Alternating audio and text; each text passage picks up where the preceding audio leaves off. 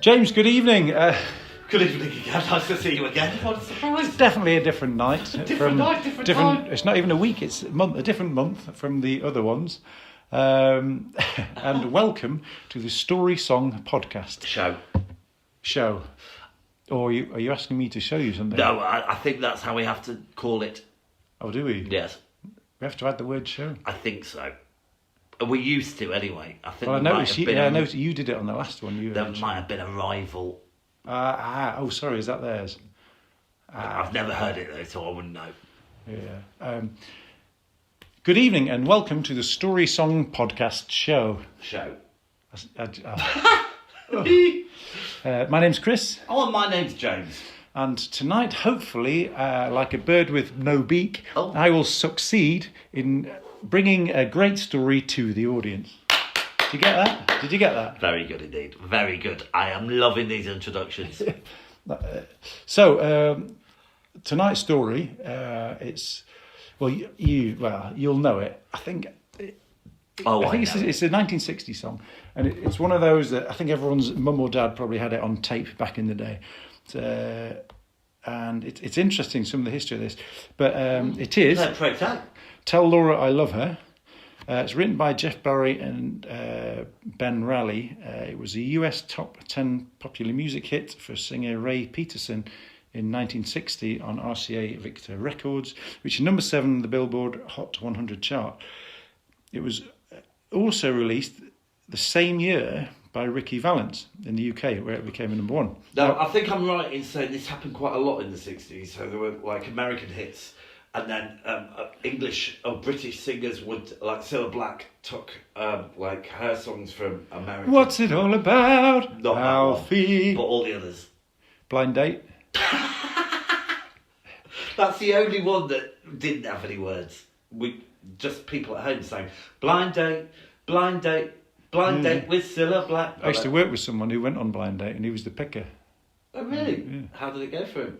I think it went quite well. I think it went away and stuff like that. Okay. But anyway, interesting though, Decca Records, you've heard of Decca Records? Oh yes.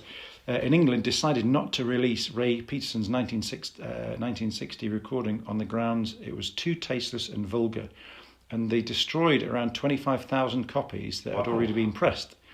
And then a cover version by Ricky Valens, released by EMI on their Columbia label, was number 1 in the UK singles charts for 3 weeks. Valens' version was initially banned by the BBC, who considered it in bad taste, expressing concern for the copycat activity. Jesus. Can you imagine? It's funny when you think, like, back then, trying to get anything out, it's like, no, controversy, we can't do that. That's what I mean. Compare it to these days. Sorry, I've stopped. But yeah, gosh, in what way was it bad taste? It was just exactly. But I think I guess. What was there was a? Well, I suppose it's gambling. It's just remind me of it. There was an American song. I think the FBI tried to stop it, and it was "Bird Is the Word." Was that? That's from Everybody's Heard About the Bird. Yeah. But was that the one? Or it wasn't that. But it was that sort of era. There was another song that was just. But the FBI were worried that there was some hidden message in it, and they tried to get it banned in America. From fear, and obviously then leads on. That's why the Vietnam War started, but not because of that song. But it's the American fear of what they're trying to message. They're trying to tell everyone. But gosh, I'm worried about listening to this song now. Well, I wouldn't be. I'm going to try and remember what that song was. But there was a song that was I'll maybe Google it in a bit. However, this evening's song is Tell Laura I Love Her, obviously, as discussed. Now, in fact, let's just crack on and listen to it. Oh, great. This is the Ricky Valens version. Good. It's a bit faster than Yeah, we haven't got time for it all. Laura and Tommy were lovers. He wanted to give her everything. Flowers, presents, and most of all, a wedding ring. He saw a sign for a stock car race, $1,000 prize it read. He couldn't get Laura on the phone, so to her mother, Tommy said, Nice guy, nice couple. So what have you got from it so far? Well, once again, we've got these two young people madly in love without any money. Mm-hmm. He wants to do the right thing. He wants to give her flowers, presents, and a wedding ring, but he's broke. So he sees the easy solution. Now I'm thinking nicotine. Ooh, Do you remember nicotine?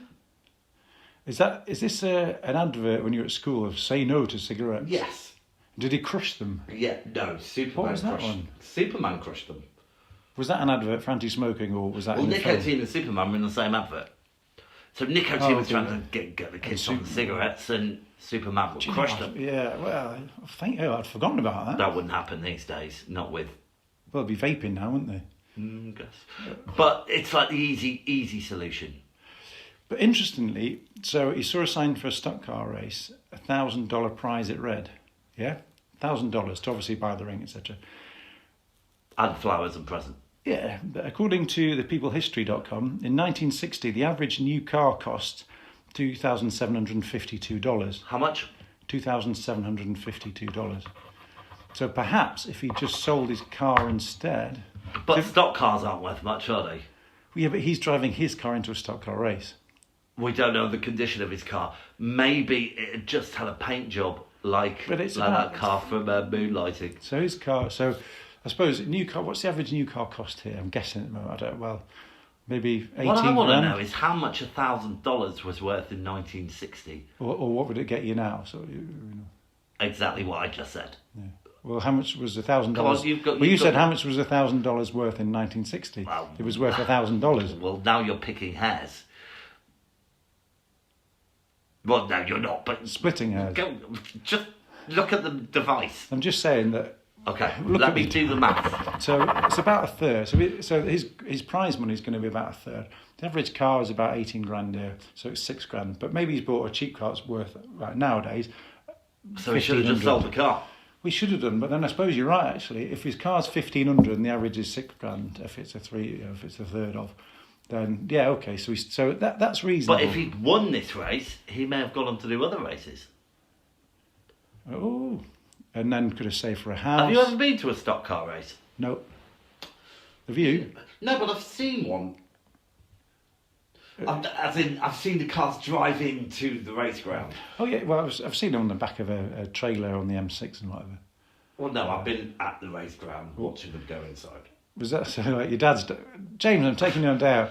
We're going to go and watch the stock cars enter the stadium. But are we going in to watch that? No. We're just watching. Too much fun. We're just watching them go in. Why were you there watching stock cars go into? Sounds like a crap day out. I think there is a problem here already. Gambling. Or was that why you didn't go in? Just play the song. Why? No, I'm intrigued. Why did you go to a stock car race but not go? Well, my father had nothing to do with it. Yeah. I worked at a place next to a dog track, which is now a Wimbledon dog track, which is sadly no longer there. But they sometimes did stock car racing, and so I used to see the stock cars go in. And I used to think, what was your job?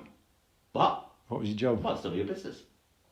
No, I wasn't the stock car racing, or why do you want to know? I'm just intrigued. You worked next to it. Like, was it like offering a service of some sort similar? Yeah, I used to shine the wheels of the stock car. Well, no. No, I worked with people with learning disabilities. Oh. It's got nothing to do with the stock cars. Tell Laura I love her. So he's saying this to the mum, right? Tell Laura I need her. Tell Laura I may be late. I've something to do that cannot wait.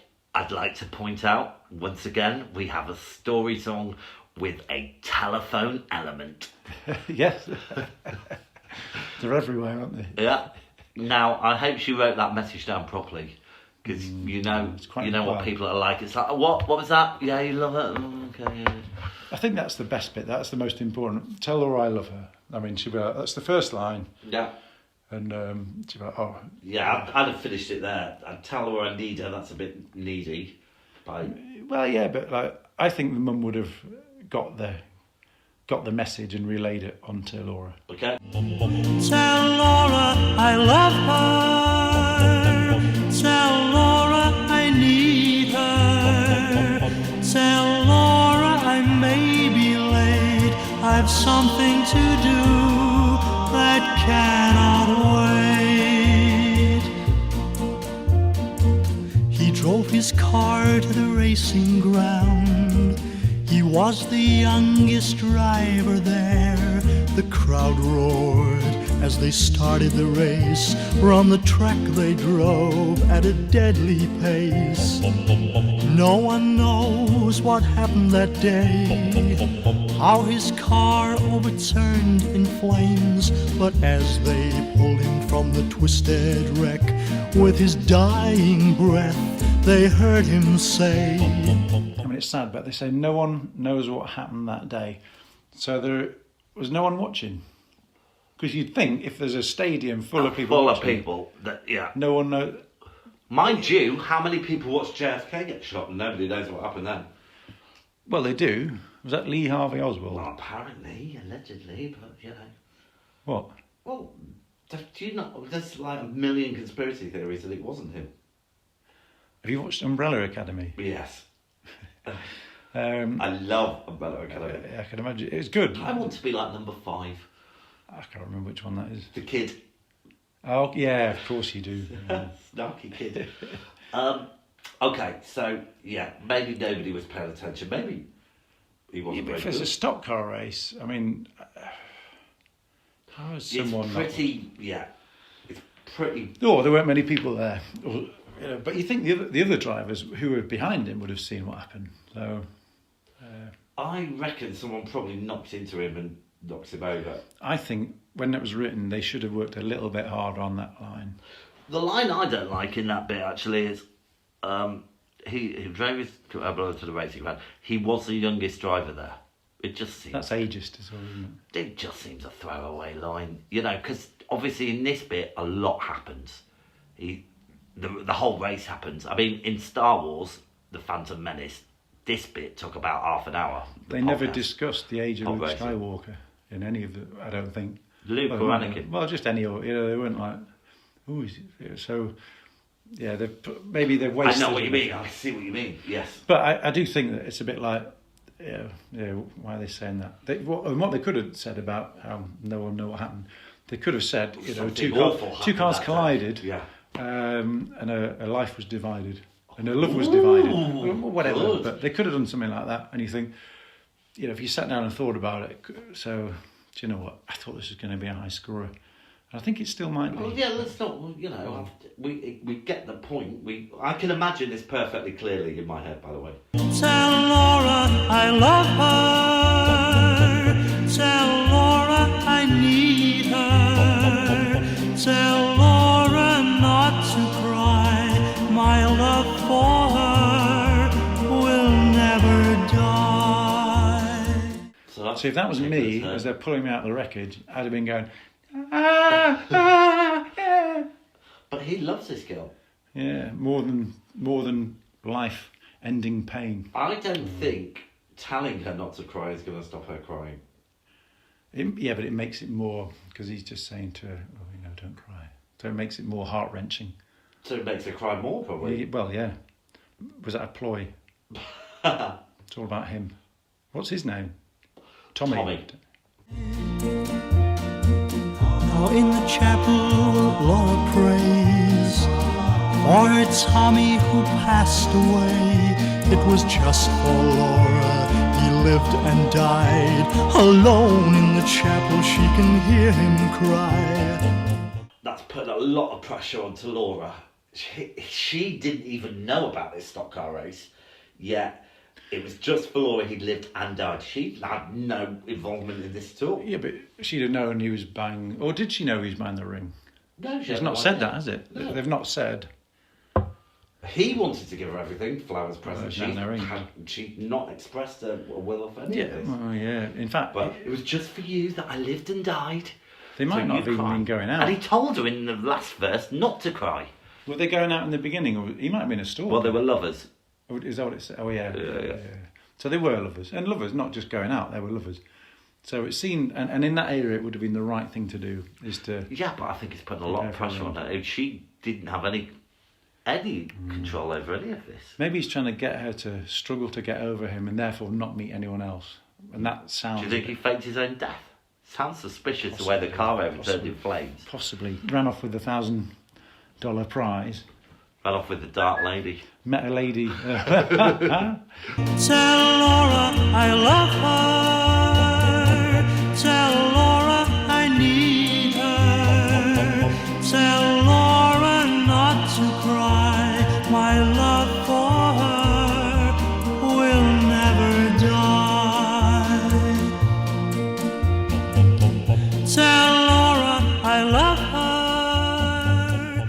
Tell Laura I need her. So, yeah. Every mum from the 1960s will be loving that song. Why? Oh, it's a lovely love song. No, it's not. It's tragic. Yeah, but it's It's a brilliant. It's a very good song. shed a tear. I wonder how many, if any. Do you reckon many women have listened to that and cried? I think you've been a bit sexist. I think No, both generation. I've Back in the always day. loved this song. Yeah. No, I don't dislike it. I think it's a perfectly crafted story Yeah, well, song. I chose it. What it does is, in very few words, paints a whole picture. We're in a stock car, we're in And you a can chapel. imagine it, Yeah. The crying, the ring, yeah. the love, the Yeah. I do telephone. think Tommy was a bit reckless, but he was only young. You can't blame him for that. He was only trying to do the right thing. I would have suggested he got a job instead of trying to risk things. Why not? Well, he might have had a job anyway, but he might have worked on it. So, down to the important number crunching. Oh, well, Matt's run out of hands, so I'm going to have to...